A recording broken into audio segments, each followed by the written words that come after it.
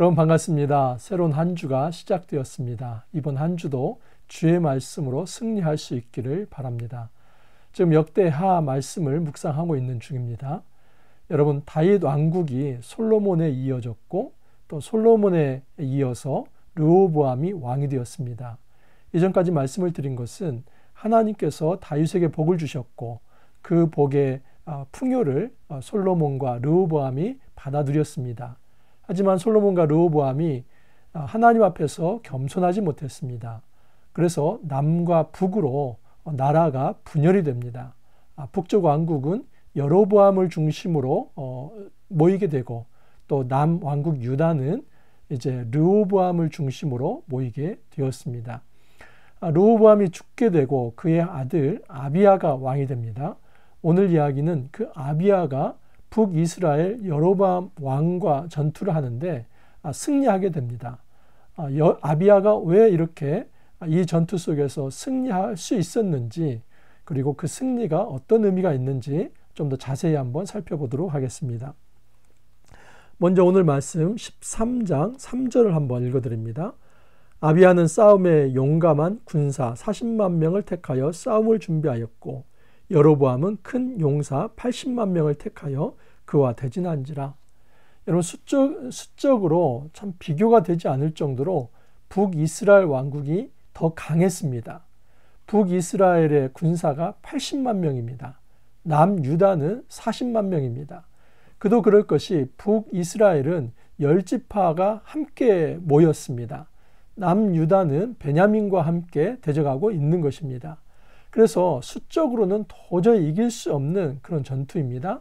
그런데 남유다가 북이스라엘을 이기게 됩니다. 도대체 이런 싸움의 승리가 어떤 원인에서 시작이 된 건지 그것을 좀 더 살펴보도록 하겠습니다.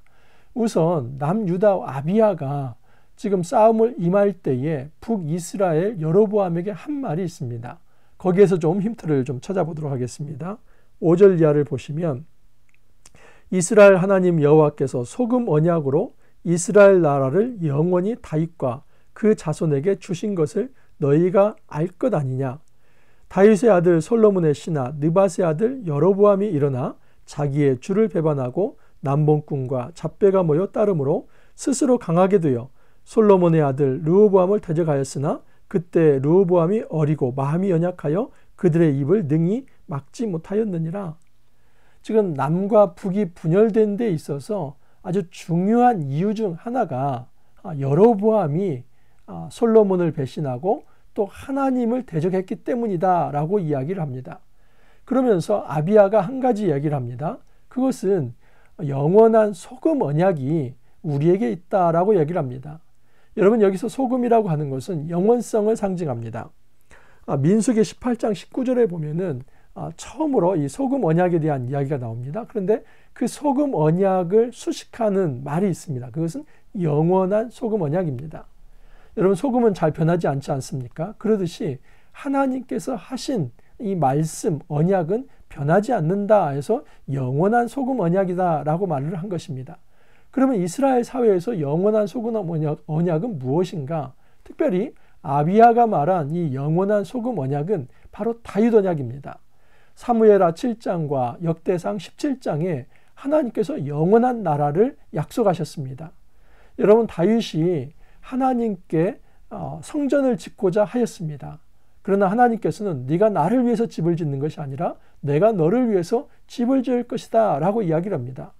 여러분, 다윗은 피를 많이 흘려서 여호와의 성전을 건축하지 못했습니다. 이것은 하나님의 성전은 평화를 상징한다 하는 것을 알 수 있습니다. 하나님께서 승리를 주시고 그 평화를 맛보는 것, 그것이 바로 성전의 의미입니다.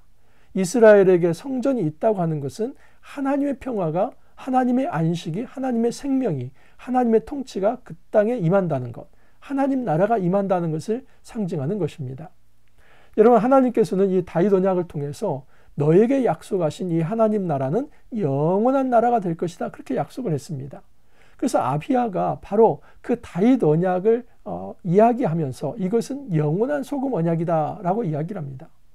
이 언약에 따라서 하나님께서 이 다윗 왕국 남유다를 지키실 거라고 이야기를 합니다. 자, 그러면서 아비야가 또 하나의 고발을 합니다. 8절 이하를 보시면 이제 너희가 또 다윗 자손의 손으로 다스리는 여호와의 나라를 대적하려 하는도다. 너희는 큰 무리요 또 여로보암이 너를 위하여 신으로 만든 금송아지들이 너희와 함께 있도다. 너희가 아론 자손인 여호와의 제사장들과 레위 사람들을 쫓아내고 이방 백성들의 풍속을 따라 제사장을 삼지 아니하였느냐. 누구를 막론하고 어린 숫송아지 한 마리와 순양 7마리를 끌고 와서 장립을 받고자 하는 자마다 허무한 신들의 제사장이 될 수 있도다. 여러분, 아주 심각한 북이스라엘의 죄를 고발합니다. 그것은 너희가 하나님을 대적했다는 것입니다. 지금은 남유다 왕국을 대적하는 것이 아니라 여호와의 나라를 대적했다라고 얘기를 합니다. 그러면서 한 가지 사례를 듭니다. 너희는 금송아지를 세워서 하나님을 섬기는 것이 아니라 우상을 숭배했다. 또한 북이스라엘에 있는 모든 레위인들을 너희들이 추방하지 않았느냐. 그래서 제사장이 없자 너희들은 이제 송아지 한 마리와 또 양 7마리가 있으면 그 누구라 할지라도 레위 지파가 아니라 할지라도 평민이라 할지라도 그 돈만 내면 그 사람들을 제사장으로 세우지 않았느냐. 매관매직에 대한 그 전통을 너희들이 세웠다. 여러분, 원래 이 제사장은 아론의 자손들, 아론의 아들들을 통해서만 이어집니다. 레위 지파를 통해서도 그 레위 지파 중에서도 아론 자손들만 제사장이 될 수 있는데 일반 다른 백성들을 돈만 내면 그들을 종교의 지도자들로 세웠다 하는 것입니다. 여러분, 오늘날도 이런 행태가 있습니다. 여러분, 신학교 신대원 3년입니다. 그리고 그 3년 졸업하고도 강도사고시를 보고 목사고시를 보아서 최소 5년, 그리고 이전에 이제 대학 수학하는 기간까지 합친다면 최소 9년 정도의 훈련이 있어야만 여러분 이 목회자로 오늘날도 임직이 될 수 있습니다. 근데 어떤 목사가 이런 이야기를 했습니다. 6개월 만에 속성으로 목사 안수를 주겠다. 여러분 잘 아는 대로 정가원 목사가 그런 이야기를 했습니다. 여러분, 이렇게 해서 생긴 이 목사들이 진정한 목사라고 말할 수 있겠습니까? 이런 식으로 이제 목사가 되는 것을 이 성직을 매관매직할 수 없습니다. 또한 교회에서 장로를 세우거나 안수집사를 세우거나 중요한 중직자를 세울 때도 돈을 요구합니다. 그럴 수는 없습니다. 모든 행사는 교회가 집행을 해야 하며 거기에 어떤 돈을 내면서 그 직을 받을 수 있는 것은 아닙니다. 여러분, 양복 안 하면 어떻습니까? 한복을 안 하면 어떻습니까? 기념품을 안 만들면 어떻습니까? 그런 게 중요하지 않지 않습니까? 중요한 것은 하나님의 지도자, 하나님께서 세우시는 종들을 세우는 겁니다.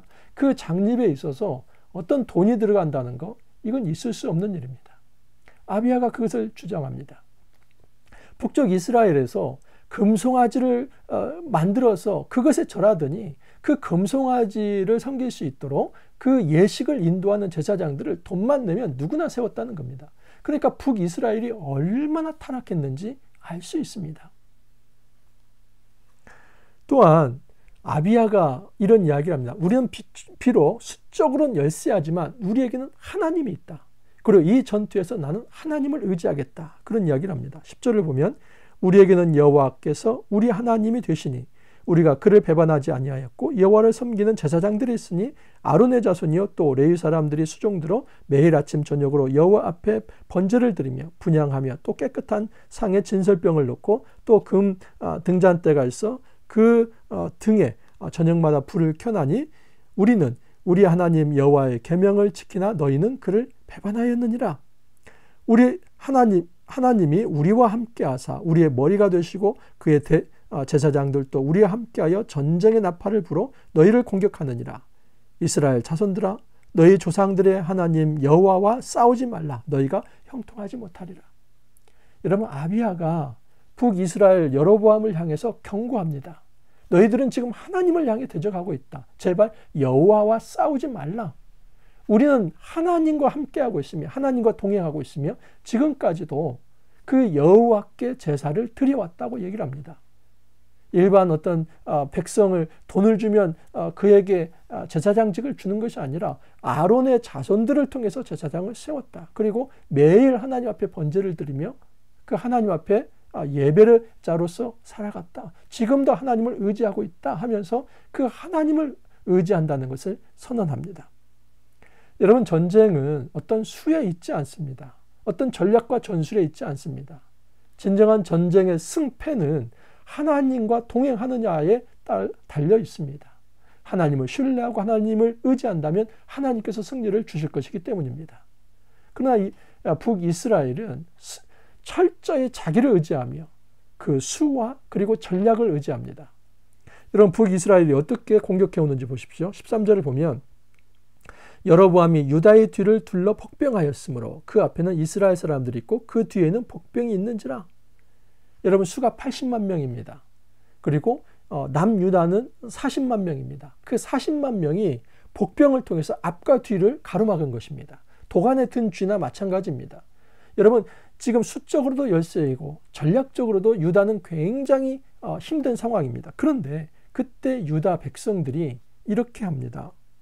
14절을 보면 유다 사람이 뒤를 돌아보고 자기 앞뒤의 적병으로 말미암아 여호와께 부르짖고 제사장들은 나팔을 부니라. 여러분, 그 순간에 유다 백성들은 제사장들이 나팔을 불면서 여호와를 부르짖었습니다. 근데 그 결과 놀랍게도 하나님께서 승리를 주십니다. 15절 이하를 보면 유다 사람이 소리 지르며 유다 사람이 소리 지를 때에 하나님이 여로보암과 온 이스라엘을 아비야와 유다 앞에서 치시니, 그래서 그 80만 명 중에 50만 명이 죽었다고 합니다. 여러분, 이것은 유다의 대승이라고 말할 수 있습니다. 그것은 유다가 힘이 있었던 게 아닙니다. 유다가 어떤 전략을 잘 세웠던 것도 아닙니다. 도간에 든 쥐였지만 하나님을 의지하고 하나님을 부르짖었을 때 하나님께서 그 유다를 구원하셨습니다. 18절을 보면 그때 이스라엘 자손이 항복하고 유다 자손이 이겼으니 이는 그들이 그들의 조상들의 하나님 여호와를 의지하였습니다. 이 전쟁은 어떻게 승리한 것입니까? 오직 여호와를 의지했기 때문에 승리했던 것입니다. 20절 보시면 아비야 때의 여로보암이 다시 강성하지 못하고 여호와의 치심을 입어 죽었고, 다시 한번 쐐기를 박는 이야기를 합니다. 지금 여로보암이 죽게 된 것은 자연사가 아니라 하나님의 심판이었다라고 이야기를 합니다. 여러분, 우리 삶 속에서 어떤 영적 전투가 있습니까? 사면초가가 되어서 진퇴양난이 되어서 앞으로 나아가지도 못하고 뒤로 빠지지도 못하고 그 도간에 든 쥐처럼 하늘을 방해해서 그냥 울부짖을 수밖에 없는 그런 상황들이 우리에게도 있지 않습니까? 저도 목회 이제 5년 차가 되었습니다. 여러분, 이 목회는 어떻게 보면 개척 목회는 하늘만 바라보는 것이다 라고 생각이 듭니다. 이 상황에서 하나님께 부르짖지 않는다면 살아날 길이 없습니다. 중요한 사실은 나의 능력과 나의 재능과 나의 지혜와 나의 경험과 나의 어떤 자격과 전략과 전술에 있는 것이 아니라 하나님께서 동행하시고 함께 하시느냐에 그 승패가 달려있다는 것입니다. 감사하게도 아직 살아 있습니다. 하나님께서 꺼져가는 그 등불을 끄지 아니하시고 그때 필요한 대로 하나님께서 채우시며 여기까지 오게 하셨습니다. 그 하나님을 믿고 저는 또 나아갈 것입니다. 여러분, 우리 삶 속에서 소소하게 그것이 어떤 영적 전투가 되었든지 또 우리 국가와 사회가 직면한 그 영적 전투와 정말 하나님 나라의 전투가 무엇인지 그것을 생각해 보면서 세상적인 것을 의지할 것이 아니라 그럴 때일수록 더 하나님 앞에 기도하는 자세로 그렇게 나아가길 바랍니다. 여러분, 이번 한 주 힘차게 시작하기를 바랍니다.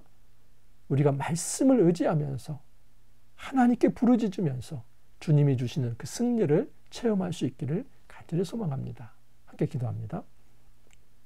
주님, 감사합니다. 주의 말씀으로 한 주를 시작할 수 있게 하여 주시니 감사합니다. 저희들의 힘으로 승리할 수 없습니다. 우리에게 큰 전투가 있습니다. 하지만 두렵지 않습니다. 부르짖습니다. 우리 하나님께 부르짖습니다. 주님, 임재하여 주셔서 승리케 하시고 우리를 구원하여 주옵소서. 이번 한 주간도 주님께서 지켜주셔서 소소한 영적 전투에서 우리가 낭망하거나 절망하고 포기하는 것이 아니라 오히려 하나님을 의지하면서 성령의 능력으로 이기며 승리할 수 있도록 주님 축복하여 주옵소서. 감사하고 예수님 이름으로 기도하옵나이다. 아멘. 여러분 이번 한 주간도 힘내시기를 바랍니다. 코로나가 다시 좀 확진자가 많아지고 있습니다. 우리 모두 더 신경 써서 또 방역에 동참하면서 이 어려운 난국들을 함께 이겨나갈 수 있기를 바랍니다. 함께 기도하면서 또 함께 말씀을 보면서 이번 한 주간도 승리할 수 있기를 바랍니다. 감사합니다.